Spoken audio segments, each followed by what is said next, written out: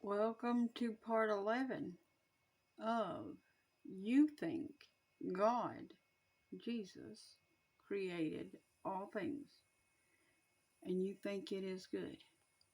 January the 8th, 2023. Almost said 22 there. Oh boy.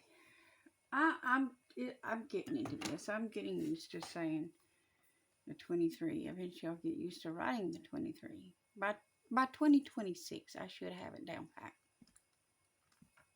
As if I'm going to be here then. Oh, if I am, I'm going to be so ticked. I'm going to be honest about it. I am going to be so ticked if I'm still here in 2026. I am so expecting, my wedding, Lord. My wedding.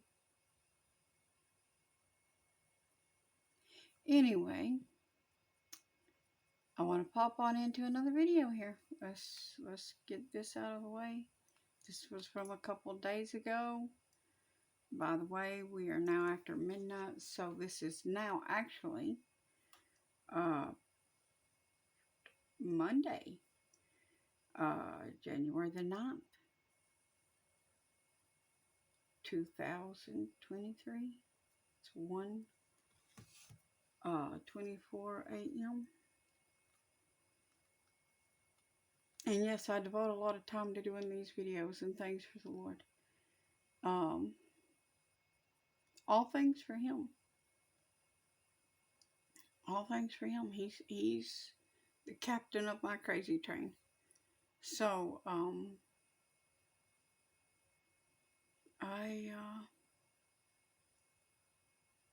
am truly heartfelt, head over heels, totally teetotally in love with Jesus. And I'm so crazy I'll do anything for him.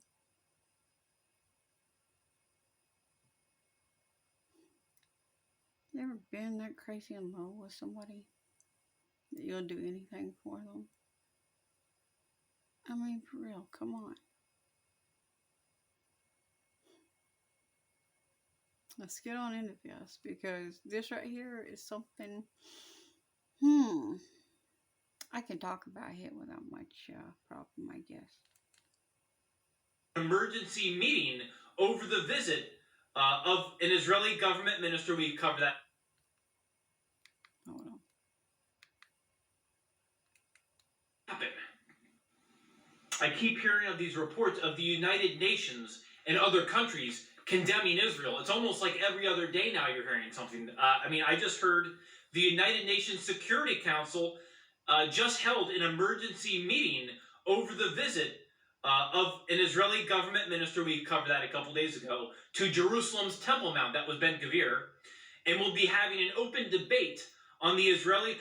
Ben Gvir. I hope and pray the day come that I get to meet you. I would really like to shake your hand.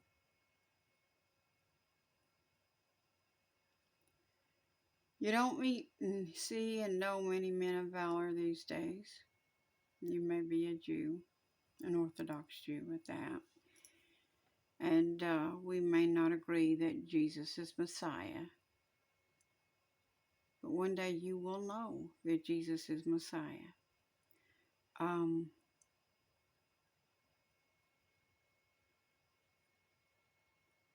But I have to give honor where it's due. You're standing up for God and for what you believe. And you're going to the Temple Mount to pray.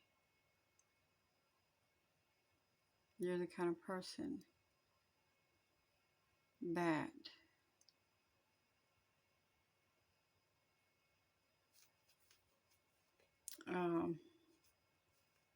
is what the army of God needs.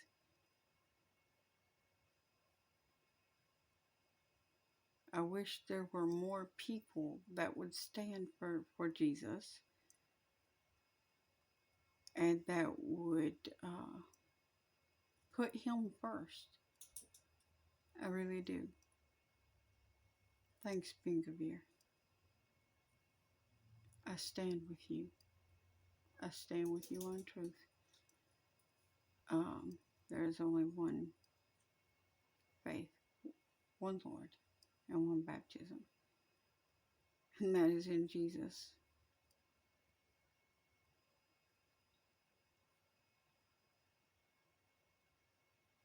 Netting. Oh, Nettie boy. BB. I hope you hear this. Take care of your Security Council. You gotta go in there. He actually wants what's right for Israel. For things to be returned to the Jews, it seems. Or so it seems, anyway. Y'all just need to know the truth of God and accept Him for who He really is. Who the Messiah is. Messiah has come. And His name is Jesus. And that is the truth. Jesus is the one true Messiah.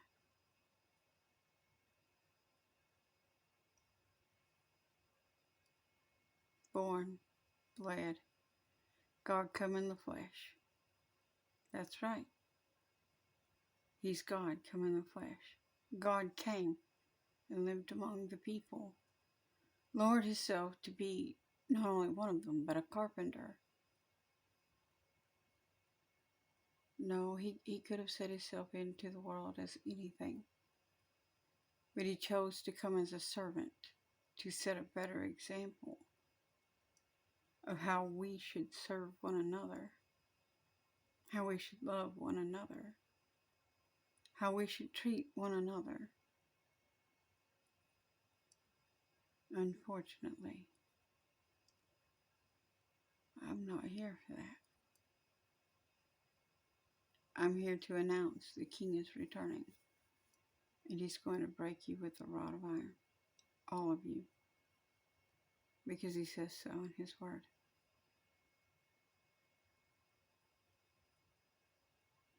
But if you love Him, you will take the chastisement and you will change. You will come out of your wicked ways. And you will cling to Him. You will love Him all the more for it. My whole world's been ripped inside out, upside down, just totally wrecked.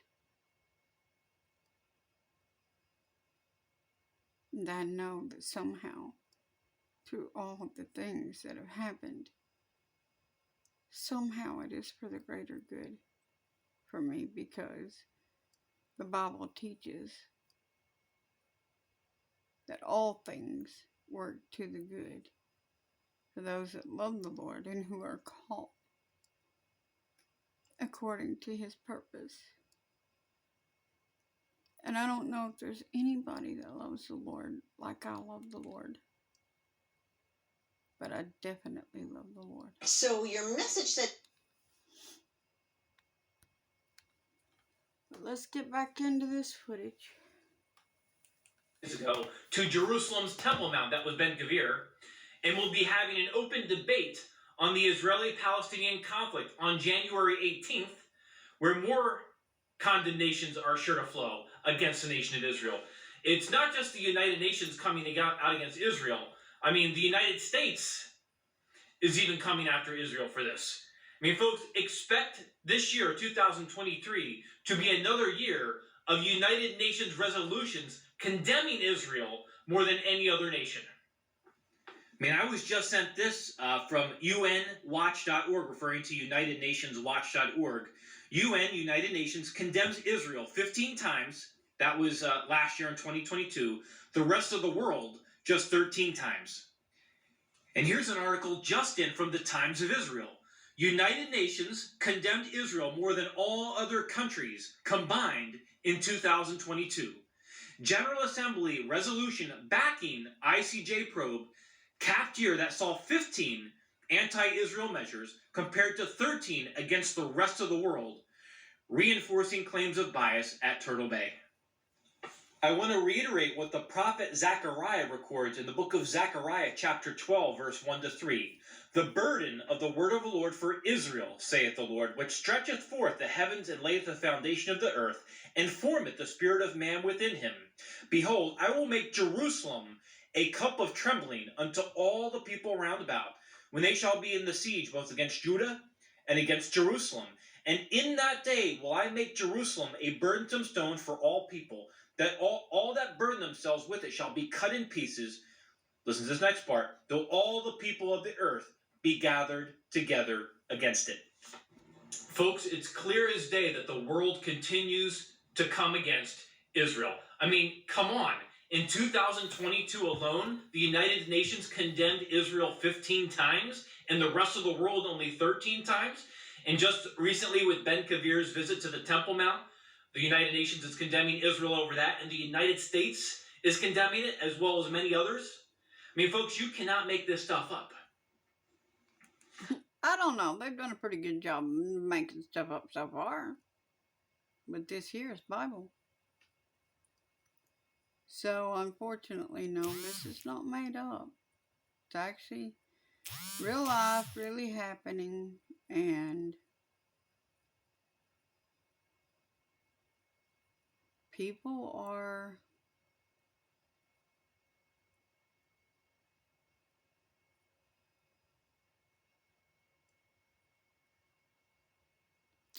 marching swiftly, many to their own deaths. You know, the blood's going to be up to the horse's bridle. Y'all keep thinking that Jesus is going to come, that he's coming to play nice. No. He's coming to bring a sword. He's coming as reigning king. He is not going to be playing nice. Y'all keep thinking that he's not a wrathful God. You keep forgetting about Sodom and Gomorrah. You keep forgetting about the flood of Noah. You forget about the plagues in Egypt's time. You know, when Moses was there standing against Pharaoh. Y'all are so quick to forget all these things that God himself visited upon the people. That was God. You know, the same guy, Jesus, yes, the same one that came down as a babe, laid in a manger, grew up to become a man, was beaten, mocked, crucified for our sakes, nailed to a tree,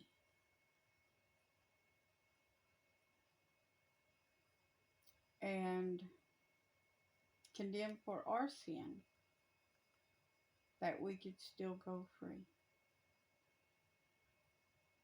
That we could still go free. And you keep forgetting that he went through all this himself. So you keep forgetting that he is a wrathful God. Look what he put himself through. Look what he put himself through for our sake. That's love. Absolutely 100%. But if you're not complying with his word that he compiled for you to follow, to do, to be a doer of the word, then you're disobedient. And that is for whom that the wrath of God is for the children of disobedience, whether you like it or not. I will see you in the next part